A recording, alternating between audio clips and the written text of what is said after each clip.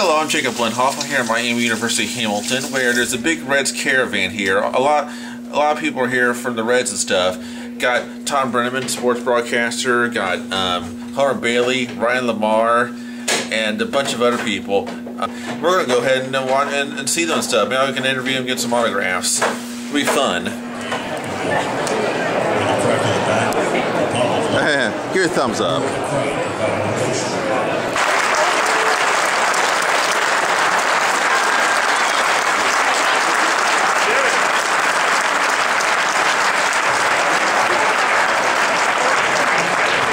Who's with us on this leg of the caravan. I think everybody agrees, and we've talked a lot about this with a lot of Reds fans through Indiana, Kentucky, and Ohio on this particular leg of the caravan about what a difference just the last number of years has made. Not only the fact that the team has won the National League Central Division Championship 2 of the last 3 years, but you look at the entire state of the franchise, and your experience, hopefully, which is a great one now, when you bring your friends or your wife or your kids or grandkids down to Great American Ballpark, and the man who is responsible, and I can tell you, really responsible, and takes it very seriously, you, the fan, and how you feel about this organization and coming down to our ballpark and spending your hard-earned money. He runs the business operations of the entire Reds organization. Please welcome our Chief Operating Officer, Phil Castinelli.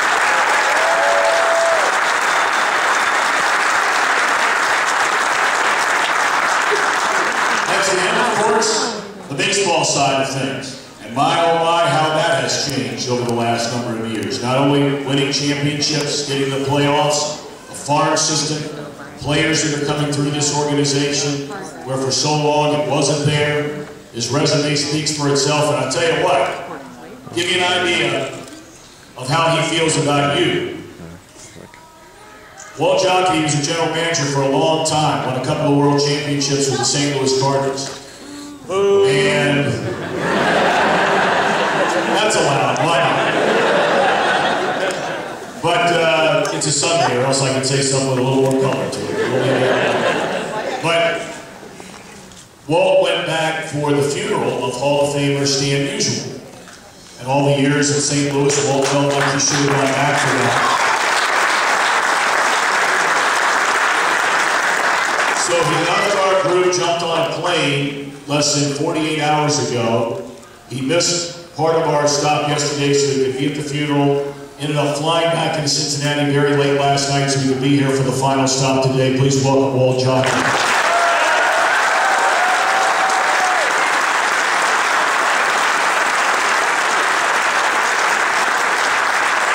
We could have brought Votto, Bruce, Bailey, Cueto, all of them. But the guy who's the cult hero, we've called him, on this part of the caravan, everywhere we go, they love him. You've already applauded for him. Getting ready to start his 16th season in professional baseball, and he'll be at it again this year. Corky Miller. This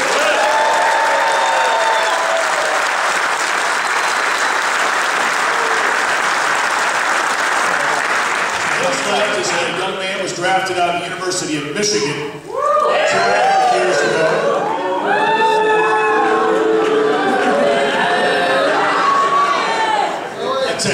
Give the guy a break.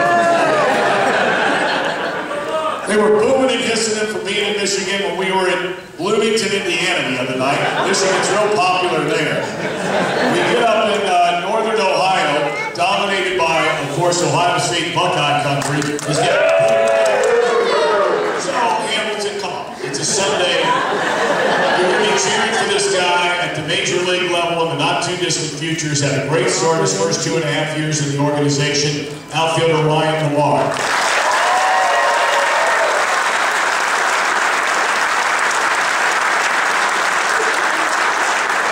And last and certainly not least, former #1 pick out of LaGrange, Texas. What a great year he had last year. Threw a no-hitter.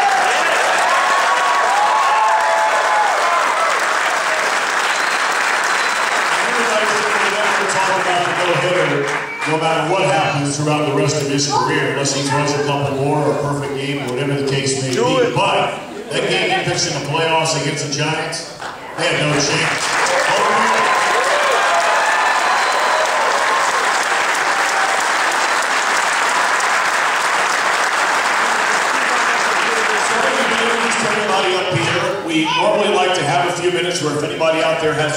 questions for anyone up here, just raise your hand. I don't know if we have a microphone. Is there a microphone going around the right down here? I know what's going on. After the 6th, I had 200 innings for the year, which was something that I had set out at the beginning of the season to accomplish. So I was pretty happy about that. When I told Henry that, he kind of gave me a dumb look back.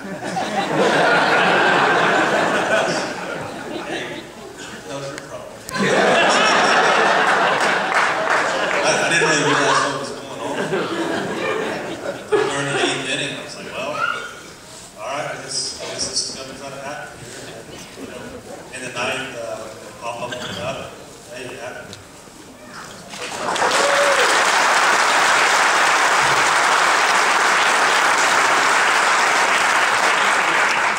This is for Homer also. Last year you pitched over 200 innings for the first time in your career, and you got stronger as they went on, it seemed like, with your no-hitter, and I think it was your last part of the season. And then, of course, the playoff game, as Tom mentioned, you were just lights out. How's your arm feel this year, going into this year? And, I mean, you were the first time in your career pitching that many innings. I think a lot of that, you have to give credit to Paul Lazard, our medical staff, who does an outstanding job of, you know, making sure we're healthy throughout the course of the season. Had a few changes in my off-season regimen. Right now I feel really good. I've already started throwing.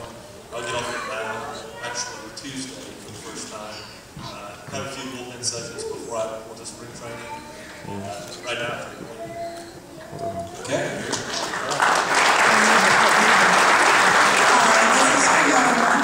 I want to know, since you had a no-hitter, and we have Mr. Perfect here in the area, if you guys ended up celebrating your no-hitters and Mr. Perfect on the roof together. I'm sorry, ma'am, I couldn't hear you very well. She's referring to Tom Browning. Have you spoken with Tom and celebrated the fact that he also had a no-hitter or a perfect game? I haven't seen Tom. I got a lot of texts and stuff and some phone calls from players around the league and guys who used to play, like Ken Merker also has a no-hitter. So it was really neat to see, you know, that kind of support from guys who are playing now, even on other teams, and also players in the past who were very congratulating and stuff like that. It was really helpful. Okay. This is for Phil, Walt, and the whole organization. I want to thank you as a fan for bringing baseball back the way it used to be in the 70s in the Big Red Machine. Thank you.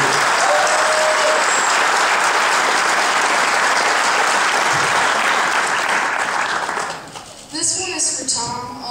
When your dad retires, are you going to take over the career? That's above my pay scale.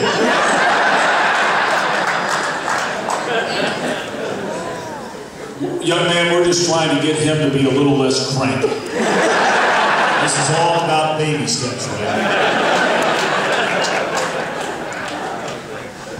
We got time for a couple more questions, and then we'll get to our autographs, everybody. This is for Phil. Me and everybody I know, we all like jerseys. Is there ever going to be all red outfit? Like, All red with the pants? pants, shoes, socks, jersey. We all red. This is 397 right now. Who wants to see red pants? Can you raise your hand? Yeah.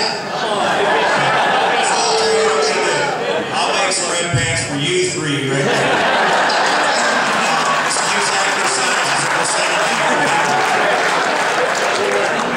Although I will say, Phil was very excited the other night when we were in Bloomington, Indiana, right? And for fun. Some of you may know the Indiana basketball team, going all the way back to Bobby Knight, they wear those red and white striped warm-up pants when they're getting ready. Phil got excited about those, so you might need business. Maybe there's a hybrid here somewhere. Something different. This question is for Walt. Do you know what the status is of Scott Rowland? Yes, but I'm not going to tell you. No, I will find out. We kind of got delayed on some of the stuff this weekend with the caravan stuff, but I would think we'll know something next couple of days. Let's take one or two more, and then we know everybody wants to make sure they get an autograph. Wait a minute. Are you Kung Fu Panda down there? That dude plays for the Giants. All right, but usually, well, it's not. It's a kid for crying out loud. Boy, it's a rough crowd up here in Hamilton. You got to say more. Go ahead. What are the goals for the players for this upcoming game? Win it all. Go to the World Series and win it all. I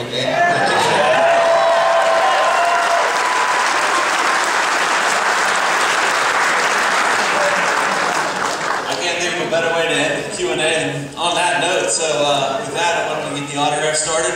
We're going to call the rows, starting with the first row. You come up here and go in front of the guys.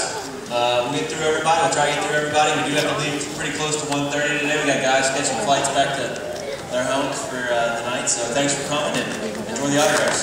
And by the way, you know, if you see so many folks who are here from the Reds organization, Charlie, don't go anywhere. Please make sure you shake their hand and say hello. There are a lot of people here working very hard for the Reds Hall of Fame Museum, other staff members from the Reds organization, and the man who heads up the Reds Community Club. Please, a nice warm welcome for Charlie Frank. This guy does a phenomenal job.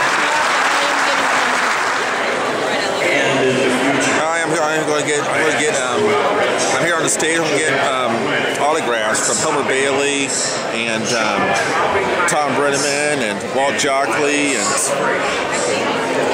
Ryan Lamarre. They're all here. I'm going to get autographs from them. I'm going up to them right now. I'm going to talk to them a little bit.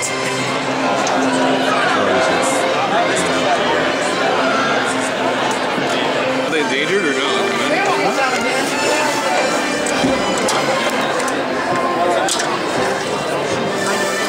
Thanks, man. You mentioned that you were healthy and you awesome. Pretty good. Last year you did all the eating and bulking up. So how long you been playing? How long? Yeah, how long? I got drafted in 2010. Cool. Yep. Pretty new. Having fun? Yeah. So you're going to be able to leave and come back in this year. How long been playing? What's that? How long you been playing or playing? How long you been playing? 16 years. Fun?